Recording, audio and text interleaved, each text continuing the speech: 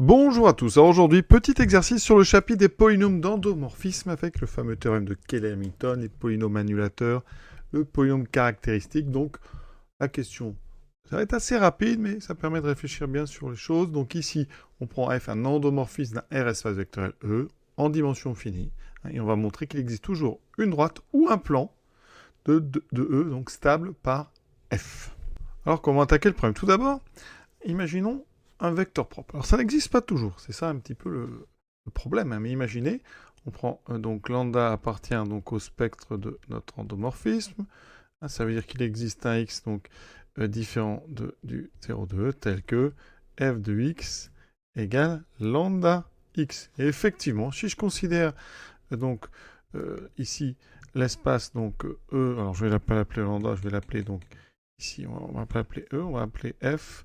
Si je prends le vectoriel donc de mon ensemble ici x, eh bien qu'est-ce qui se passe, hein, vectoriel dans E?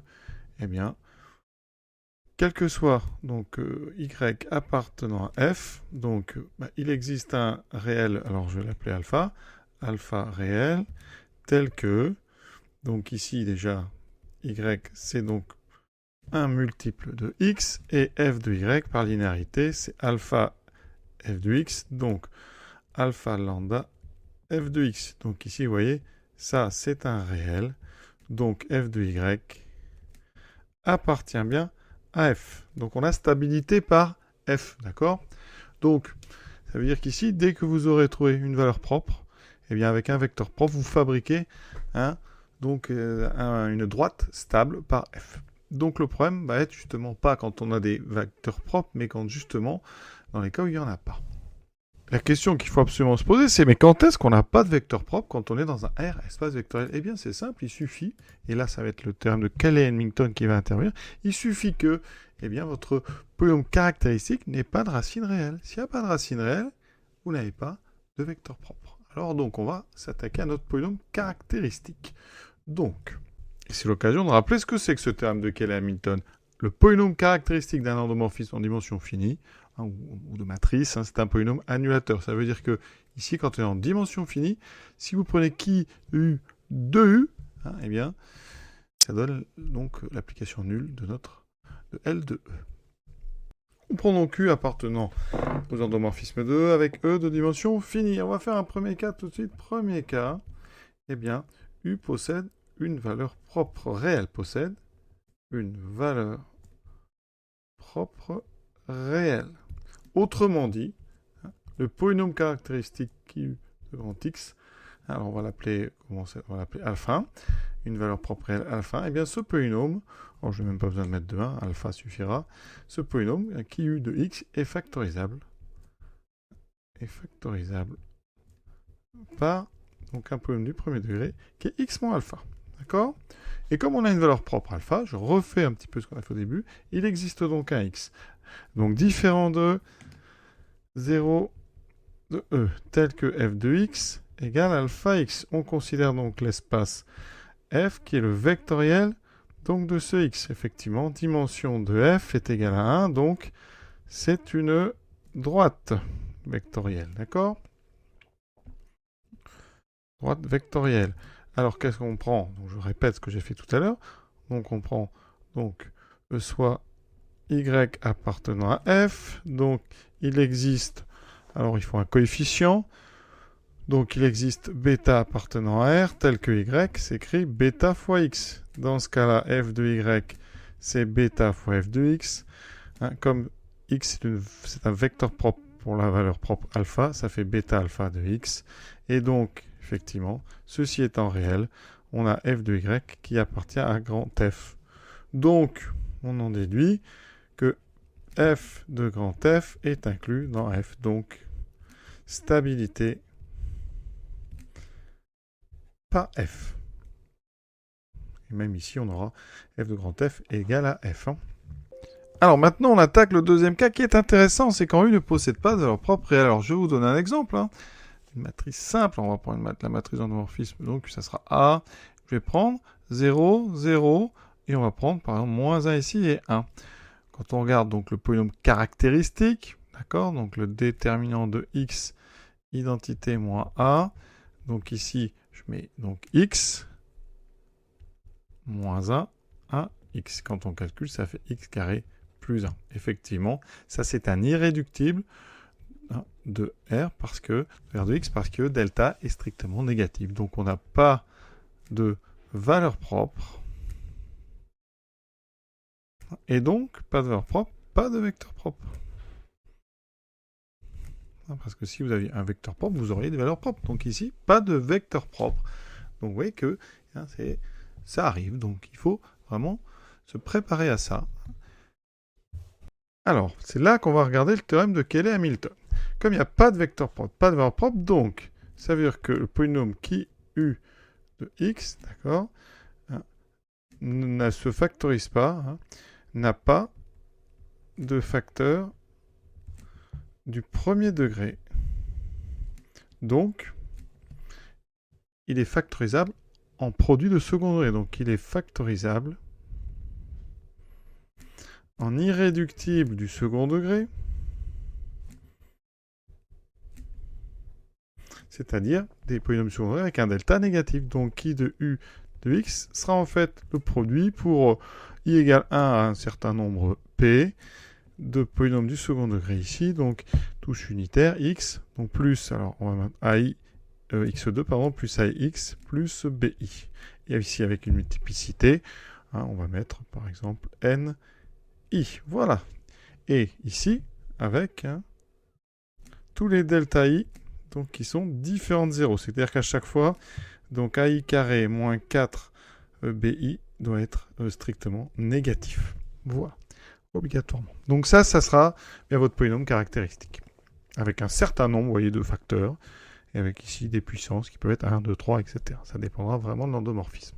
Donc le théorème de Cayley-Hamilton, qu'est-ce qui me dit que qui u est égal à 0, L2. C'est l'endomorphisme nul. Et donc là, il va falloir être très calme. On va donc composer ici par u. Alors on aura ici donc u carré, alors c'est pas u fois u, c'est u rond u, plus a1u plus b1, ici identité de e, avec ici puis un exposant n1, c'est-à-dire qu'on compose n une fois, la même chose. Rond, la même chose, donc je vais l'écrire avec a2u plus b2, identité de e, exposant n2, etc., etc., jusqu'à donc le dernier, jusqu'au dernier, u carré plus apu plus bp, identité de e, avec l'exposant. Et ça donne l'application nulle de L2. Alors, comment on va utiliser ça? Ici, vous avez une composée. On a une composition d'application qui donne donc l'application nulle de L2. Donc, par l'absurde, si elles étaient toutes bijectives,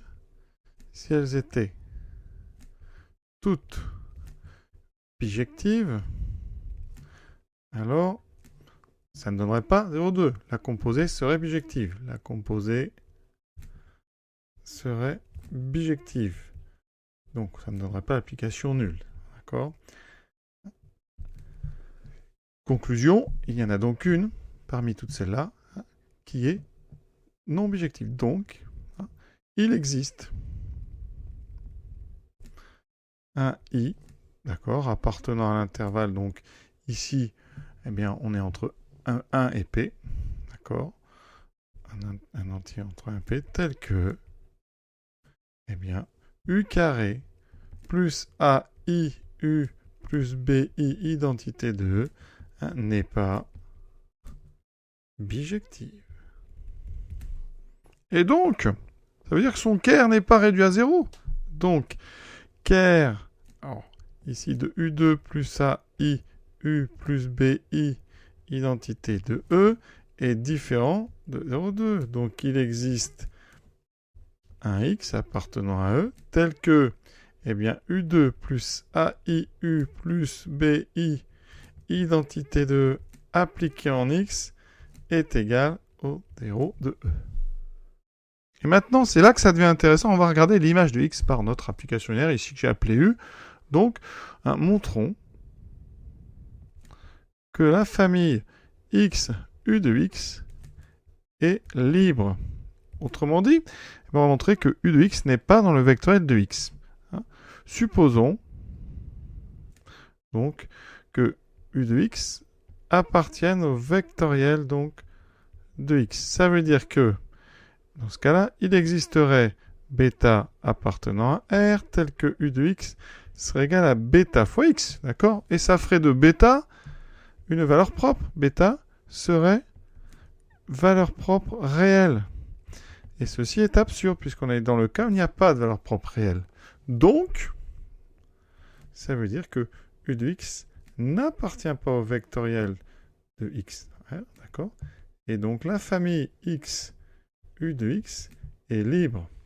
Et donc, on va considérer l'espace F, qui est le vectoriel donc, de notre famille. D'accord? On vient de montrer que la dimension de F est égale à 2.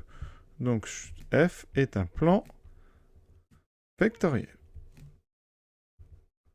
Et bien maintenant, on va montrer que F est stable par U. Donc, on prend soit donc, un élément, on va l'appeler lambda x plus bêta U de x, hein, un élément de F. D'accord? C'est-à-dire que lambda et bêta, lambda et bêta sont donc réels. Regardons U de lambda x plus bêta U de x. Ça donne quoi? Par linéarité, ça me donne donc lambda U de x plus bêta U2 de x. D'accord? Et là, on va regarder U2. Alors, il y a quelque chose qu'on n'a pas utilisé. C'est ce que je viens de surligner ici. Hein?